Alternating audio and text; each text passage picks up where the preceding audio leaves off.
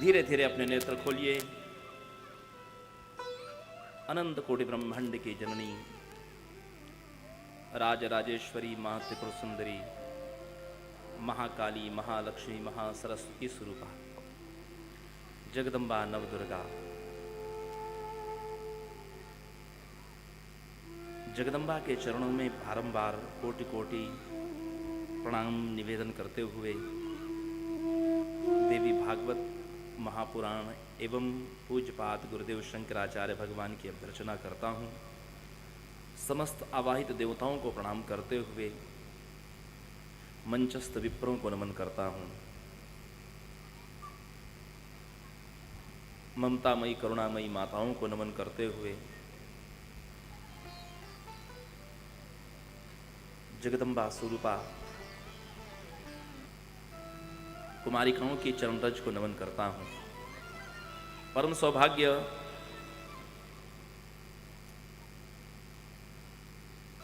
माघ मास के सारस्वत नवरात्र में हम सभी सर्वश्री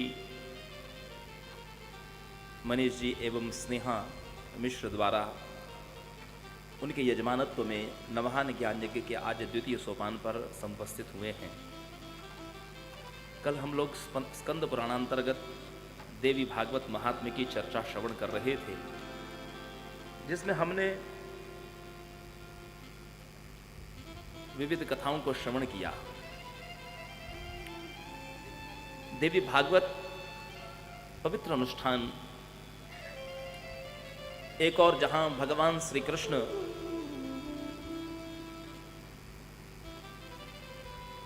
संकट की स्थिति में हैं, ऐसा जानकर के वसुदेव जी ने देवर्षि नारद जी से नवहान ज्ञान यज्ञ की कथा श्रवण की और भगवती की ही अनुकंपा से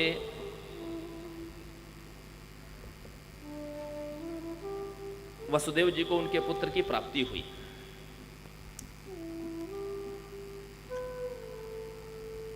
दूसरी कथा में हमने दूसरे दृष्टांत में श्रवण किया कि महाराज सुद्युम्न शिवजी द्वारा श्रापित इलावन में जाने से अपने पुंसत्व को खोकर स्त्रीत्व को प्राप्त हुए और वशिष्ठ जी के द्वारा भगवती की ही आज्ञा से वशिष्ठ जी के द्वारा महाराज सुद्युम्न ने देवी भागवत की कथा को श्रवण किया, जिससे उनको अपने पुंसत्व की प्राप्ति अर्थात जो श्रापित दोष है उसको निवृत्त किया। हमने कल निवेदन किया था कि बहुत बार जीवन में ऐसी स्थितियां आती हैं कि हम लोग पूजा पाठ श्राद्ध कर्म सब कुछ करते हैं, लेकिन फिर भी सफलता नहीं प्राप्त होती। उसका कारण तंत्र विज्ञान में बताया गया है कि श्रापित दोष, जैसे पितृदोष है, काल सर्प दोष है, ऐसे अनेक दोष आपको ज्योतिषी बताते हैं। तो हमारे पूर्वजों को कोई श्राप मिला हो, पूर्वजों से अपराध हुआ हो, जैसे पूर्वजों की कमाई हुई खेती मकान हम पीढ़ी दर पीढ़ी प्रयोग करते हैं, उसका लाभ लेते हैं, ठीक इसी प्रकार पूर्वजों को किए हुए श्रापित जो कर्म होते हैं, अशुभ कर्म भी जो हैं वो श्राप बन करके पीढ़ी दर पीढ़ी जीवन में चलते रहते हैं। और व्यक्ति को जब बहुत पूजा पाठ श्राद्ध कर्मों से भी लाभ नहीं होता तो कई बार उसकी इन विषयों में अश्रद्धा हो जाती है। उनको लगता है कि ये पूजा पाठ आदि फलीभूत नहीं होते, श्राद्ध कर्म का कोई फल है नहीं, ऐसा प्रतीत होता है। लेकिन जीवन में हमारे क्या श्रापित दोष है ये हमको नहीं यदि पता हो तो हमको देवी भागवत का आश्रय लेना चाहिए। ऐसा सुद्युम्न के चरित्र से हमको श्रवण करने कल प्राप्त हुआ। ठीक उसी प्रकार मनुष्य का जब जन्म होता है तो जन्म के यहाँ तक कि गर्भावस्था में जब जीव आता है उस समय से लेकर के जन्म होने तक और जन्म के बाद में भी हमारे जीवन में ग्रह नक्षत्र योग करण आदि का प्रभाव रहता है और उन ग्रहों के कारण ही कई बार जीवन में श्रेष्ठतम व्यक्ति को भी दरिद्रता का मुख देखना पड़ता है। कई बार श्रेष्ठ माता पिता की संतान होता हुआ भी जातक अशुभ कर्म करता है। उसका कारण ऋत्वाक की कथा से आपने श्रवण किया कि रेवती नक्षत्र के गंडांत दोष में ऋत्वाक पुत्र का जन्म हुआ था, जिसके कारण वे अशुभ कर्म में रत हुए। तो देवी भागवत के अनुष्ठान के द्वारा उन ग्रहजनित कुयोगों की भी निवृत्ति होती है। इसीलिए कहा गया है कि अष्टादश पुराणानां मध्ये सर्वोत्तमं परम देवी भागवतम नामं धर्म कामार्थ मोक्षदम। इसीलिए 18 पुराणों में देवी भागवत को सर्वश्रेष्ठ कहा गया, क्योंकि धर्म, अर्थ, काम और मोक्ष, ये जो पुरुषार्थ चतुष्टय है, इसी की प्राप्ति के लिए जीव मनुष्य शरीर प्राप्त करता है। इस भ्रम में कभी मत रहिएगा माताओं सज्जनों कि आपका बड़ा कोठी मकान बनाने के लिए जन्म हुआ है, वस्त्र आभूषण और भोज्य पदार्थों के द्वारा शरीर को पुष्ट और प्रसन्न करने के लिए आपका जन्म हुआ है, संतति उत्पादन करके अपने कुल की वंश परंपरा चलाने के लिए आपका जन्म हुआ है। इस भ्रम में मत रहिएगा। मनुष्य का जन्म इन पुरुषार्थ चतुष्टय के लिए ही हुआ है। अन्यथा ये जितनी भी चीजें हमने कही, संतान, भोजन, शयन, सुख, ये अन्य योनियों में भी आपको प्राप्त है। ऐसा नहीं, अन्य योनियों में भी व्यक्ति चले जाए तो उसको उतना ही सुख मिलता है। और आपको जानकर के आश्चर्य होगा कि जैसे मनुष्यों को अपना शरीर प्रिय है, ठीक उसी प्रकार अधम जीवों को भी उनका शरीर प्रिय है। वो कभी नहीं याचना करते कि हमको मनुष्य शरीर मिल जाए, क्योंकि उनको उसी में सुख मिल रहा है। किसी पंडित जी को अपने भविष्य का ज्ञान हो गया, त्रिकालज्ञ थे, बड़े तपस्वी धर्मात्मा थे। उनको अपनी मृत्यु का ज्ञान हुआ, आने वाले जन्म का भी ज्ञान हुआ। अपने पुत्रों को बुलाया, पुत्रों से कहा, बच्चों, मैं अमुक तिथि में अमुक वर्ष में मेरा देहांत होने वाला है, मेरी मृत्यु नज़दीक आ गई है। मेरा जब शरीर छूटे तो उसके कुछ महीनों के उपरांत, लगभग 11-12 महीनों के उपरांत, मेरे कर्म के, प्रारब्ध कर्म के अनुसार मुझे शूकर की योनि में जाना है। और मुझे इस बात की विचार करने से ही बड़ा भय और चिंता हो रही है कि शूकर योनि में यदि मैं जाऊंगा तो मुझे नालियों में, गंदगी में, कीचड़ में लौटना पड़ेगा, क्योंकि शूकर का स्वभाव होता है। तो मेरा आग्रह यह है, आदेश यह है कि आप सब मुझे उस योनि से मुक्त कर देना। पिताजी ने शरीर छोड़ा, बताए अनुसार वैसा ही उनको शूकर मिला, शूकर का जन्म मिला।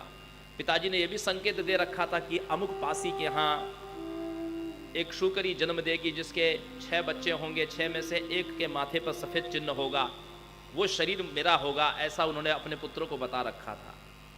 पुत्र आदि पिता की आज्ञा के अनुसार अन्वेषण कर रहे थे। एक समय तो ऐसा भी आया कि जब उनको पता चला कि पिताजी का जन्म हुआ है, वही चिन्ह जो उन्होंने संकेत दिए तो सब कुछ वैसे ही है। अब उनका मन दुख से भर गया कि पिताजी को कैसे इस अधम योनि से मुक्ति आ जाए। उन बच्चों की जो माता थी, नालियों में, कीचड़ में ले करके अपने बच्चों को घूमती रहती, विष्ठा भोजन करती। इस बात से पुत्रों को बड़ा दुख होता, क्योंकि पासियों का समूह साथ में घूमता रहता, इसलिए वे अवसर की तलाश में रहते कि कब पिता का इस शरीर से वध करके उनको मुक्त किया जाए। एक बार तो ऐसा अवसर आया कि अपनी माता से विलग हो करके शूकर योनि में पिताजी किसी कीचड़ में पड़े हुए थे, और बच्चों ने अवसर देख करके उसी समय तलवार उठाई, और जब मारने लगे तो उस शूकर शरीर में से ही पिताजी बोल उठे कि बेटा रहने दो, इस शरीर में बड़ा सुख है, इस शरीर में बहुत सुख है। जैसे मनुष्य जीवन में अनेक प्रकार के दुख, ताप, संताप से इन शरीर के 9 द्वारों में से नित्य निरंतर मल निस्सृत होता रहता है। थाली में सजा हुआ जो पदार्थ आपको आकर्षित करता है, कंठ से नीचे उतरने के बाद वो विष्ठा हो जाता है। अपने कंठ में रखा हुआ कफ राशि बाहर निकलने के बाद जब आप उसको निष्ठीवन करते हैं, थूक देते हैं, तो वो आपके देखने योग्य नहीं रहता। जो आपके कंठ में है, जिसको आप धारण किए हुए 12-14 घंटे घूमते रहते हैं, उसका निष्ठीवन करने के बाद आप वो उसको देख नहीं पाते। फिर भी इस शरीर में रहने की कामना हमारी शांत नहीं होती। अंगम गलितम बलितम मुंडम दशन विहीनम जातम तुंडम वृद्धो याते गृहीत्वा दंडम तदपि न मुंचति आशा पिंडम भज गोविंदम गोविंदम भज मूढ़मते।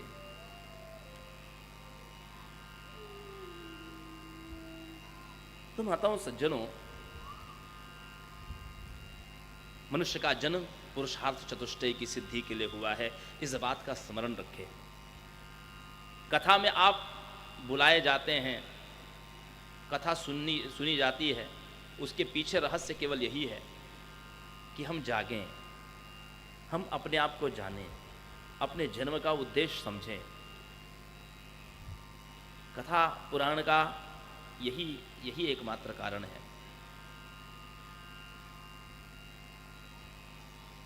कथा सत्र से आप अलग कहीं भी जाएंगे तो कोई आपको व्यक्ति ऐसा नहीं मिलेगा कि जो आपको समझाएगा कि आप मुमुक्षु बनिए, मोक्षगामी हो जाइए।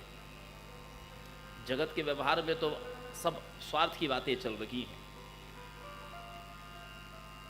माता पिता अपने बेटे को विवाह करने की शिक्षा दे रहे हैं, पैसा कमाने की शिक्षा दे रहे हैं। बेटे बेटियां अपने माता पिता को प्रॉपर्टी हमारे नाम से कर दीजिए, यही बात कहते रहते हैं दिन रात। पत्नी अपने सुख की बात करती है, पति अपने स्वार्थ की बात करता है। नौकर अपने स्वार्थ की सिद्धि करना चाहता है और मालिक नौकर से अपने स्वार्थ की सिद्धि करना चाहता है। जगत में जितने भी व्यक्ति मिलते हैं, सब आप में कोई ना कोई स्वार्थ ही खोज रहे हैं कि आप उनके कहाँ काम आ सकते हैं। लेकिन एक कथा सत्र ही एक ऐसा स्थान है कि जहाँ पर आपको बार बार ये चोट की जाती है कि मुमुक्षु बनो, मुमुक्षु बनो, मुमुक्षु बनो। अपने जीवन को सफल करो, भगवती से अपने तार जोड़ो। माताओं सज्जनों,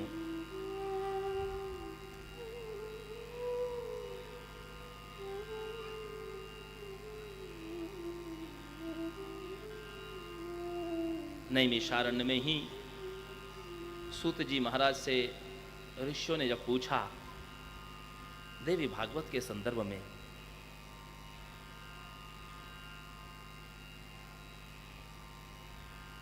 तो सूत जी बड़े प्रसन्न हुए।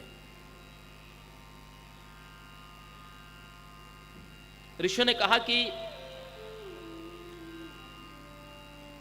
अश्रोत्रिणः फणिना कामं मुह्यन्ति हि नभो गुणैः सकरणा येन शृण्वन्ति यप्पकरणा कथम न च।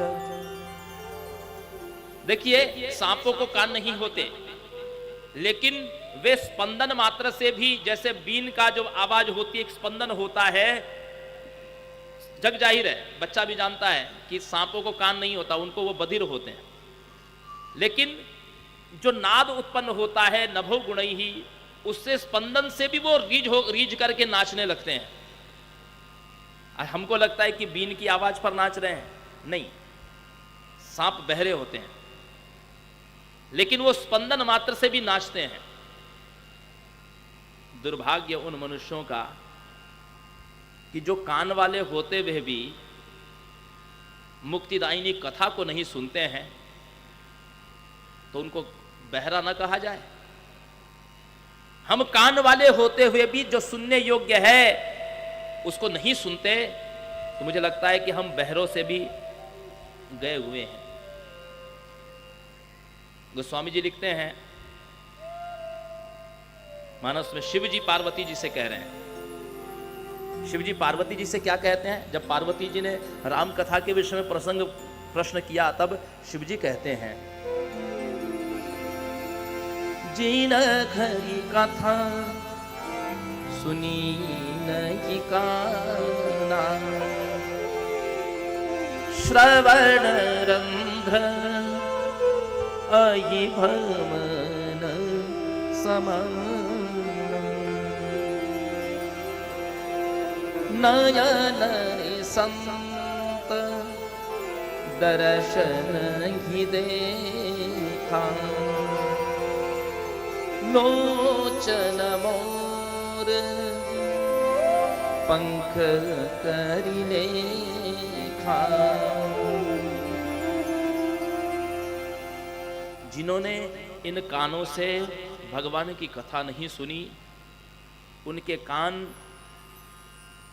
सांपों के बिल की तरह है।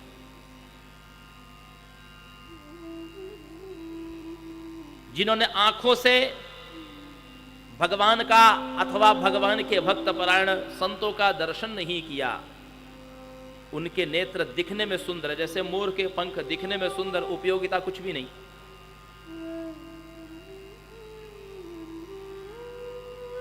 सूत जी कहते हैं, धन्योहम अतिभाग्योहम पावितोहम महात्मभिः, यत पृष्ठम सुमहत् पुण्यम पुराणम वेद विश्रुतम।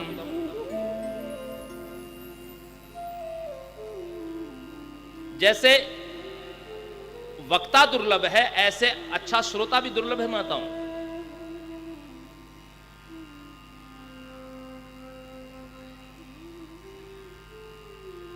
यदि वक्ता बहुत विद्वान है लेकिन श्रोता का प्रश्न उस योग्य नहीं है,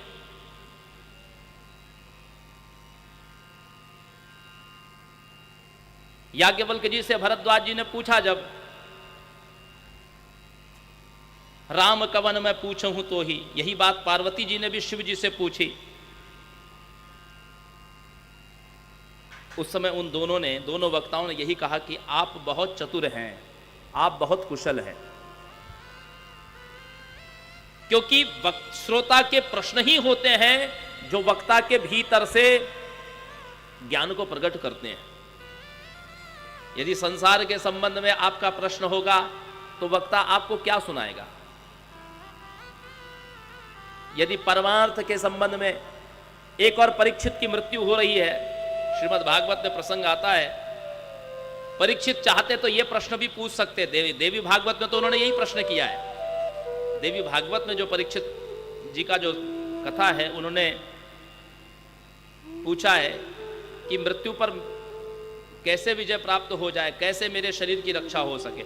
श्रीमद् भागवत में प्रसंग आया है कि परीक्षित सुखदेव जी से पूछते हैं, अत परीक्षामि संसिद्धिम योगिनां परमं गुरु पुरुषस्य यत कार्यं म्रियमाणस्य सर्वथा। देखिए परीक्षित का प्रश्न कितना सुंदर है। वो ये नहीं कह रहे हैं, ये नहीं पूछ रहे हैं कि बताइए मैं मृत्यु से कैसे बच सकता हूं। उनका प्रश्न है पुरुषस्य यत कार्यं म्रियमाणस्य सर्वथा, उस व्यक्ति को क्या करना चाहिए जिसकी शीघ्र मृत्यु होने वाली हो। दूसरा प्रश्न है यत श्रोतव्यम अथो जप्यम। तीसरा यत कर्तव्यम निर्णय प्रभु। चौथा स्मर्तव्यम। पांचवा भजनीयम वा। और छठवा ब्रूहि यद्वा विपर्ययम। ये 6 प्रश्न परीक्षित ने सुखदेव जी से किए थे। श्रीमद् भागवत में प्रश्न आता है द्वितीय स्कंद में। अर्थात व्यक्ति को जिसकी शीघ्र मृत्यु होने वाली हो, किसकी शीघ्र मृत्यु होने वाली है? हम सबकी। लोगों को लगता है अरे परीक्षित के जीवन में कैसा दुर्भाग्य आ गया कि 7 दिन के बाद मृत्यु होने वाली है। परीक्षित कहते हैं मेरे जैसा कोई सौभाग्यशाली नहीं, क्योंकि मुझे यह पता है कि मेरी 7 दिन के बाद 7वें दिन मेरी मृत्यु होने वाली है। लेकिन संसार के अभागे व्यक्तियों को तो यह भी नहीं पता कि उनकी मृत्यु कब होने वाली है। हम में से कोई नहीं जानता कि हमारी मृत्यु कब होगी। परीक्षित को तो यह सौभाग्य है कि उनको यह तो पता है कि 7वें दिन होगी, 7 दिन से पहले नहीं हो सकती।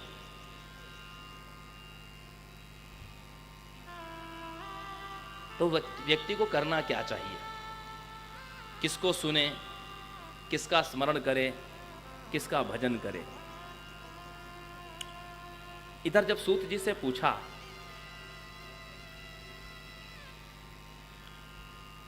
तो सूत जी से पहले ही स्पष्ट कर दिया इन्होंने कि शास्त्र 3 प्रकार के सुने जाते हैं, सात्विक, राजसी और तामसी। जिसमें से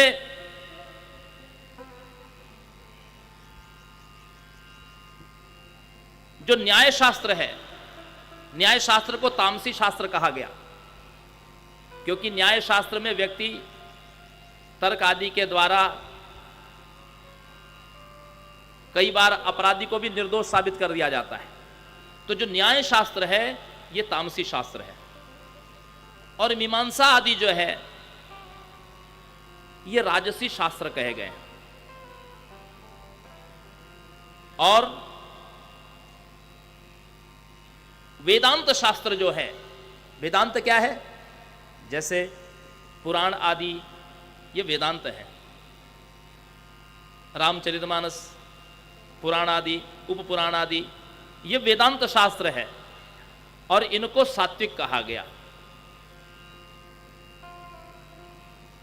तो सूत जी कहते हैं कि मैं आज धन्य हो गया कि आपने मुझे पुराण की कथा सुनने के लिए आपने प्रश्न किया है। ये जो देवी भागवत है, कल महात्म्य में सूत जी ने कहा था कि न गायत्र्या परो वेदा, न गायत्र्या परम तपः, न गायत्र्या समो धर्म, न गायत्र्या परो मनुः, गातारं त्रायते यस्मात् गायत्री तेन सोच्यते, सात्र भागवते देवी सरहस्या सुप्रतिष्ठिता। देवी भागवत गायत्री प्रतिपादित ग्रंथ है। गायत्री कौन? गायत्री के समान कोई धर्म नहीं, गायत्री के समान कोई देवता नहीं, गायत्री के समान कोई मंत्र नहीं, गायत्री के समान कोई तप नहीं। क्यों? हमारे वेदांत में, वेदों में 7 करोड़ मंत्र हैं। ये जितने भी आप मंत्र जपते हैं, ओम नमः शिवाय, ओम नमो भगवते वासुदेवाय, ओम नमो नारायणाय, ऐसे अनेक मंत्र हैं, लगभग 7 करोड़ संख्या है उन मंत्रों की। लेकिन जब किसी जातक का वेदाध्ययन करने के लिए उपनयन संस्कार होता है तो उसको आचार्य गायत्री मंत्र के अलावा दूसरा कोई मंत्र नहीं देते। क्यों? क्योंकि गायत्री मंत्र एक ऐसा है। अच्छा, गायत्री मंत्र पहचाने कैसे जाते हैं? जिसमें विद्महे धीमहि और धियो यो नः प्रचोदयात्, ये 3 बातें आपको सुनने मिलती हैं, वो सब गायत्री मंत्र है। जिसमें विद्महे धीमहि और धियो यो नः प्रचोदयात्, ये शब्द जिसमें आएंगे उनको गायत्री मंत्र जानना चाहिए। जैसे एकदंताय विद्महे वक्रतुंडाय धीमहि तन्नो दंती प्रचोदयात्, ये गणेश जी का गायत्री मंत्र है। जैसे तत्पुरुषाय विद्महे महादेवाय धीमहि तन्नो रुद्रः प्रचोदयात्, ये शिव जी की गायत्री है। धियो यो नः प्रचोदयात्, विद्महे जानता हूं, धीमहि ध्यान करता हूं, और धियो यो नः प्रचोदयात् का अर्थ होता है कि हमारी मति को, हमारी बुद्धि को, धिया माना बुद्धि, उनको सन्मार्ग पर चलने की प्रेरणा दीजिए। और इससे अच्छी और कोई बात हो नहीं सकती कि आप अपने इष्ट से ये कहें, इष्ट से ये न कहें कि मुझे प्रचुर मात्रा में धन मिल जाए, मैं कोई पुरुषार्थ न करूं और मुझे खाने को मिल जाए, मुझे बेटा बेटी हो जाए, मेरे वंश की वृद्धि हो जाए। हम ये सब नहीं मांगते। हम कहते हैं कि हमारी बुद्धि को सत्कार्यों की प्रेरणा दीजिए, सत्कार्यों की प्रेरणा दीजिए। नीति शास्त्र कहता है देवता जैसे गोपाल लाठी लेकर के गायों को चराता हुआ फिरता है, ऐसे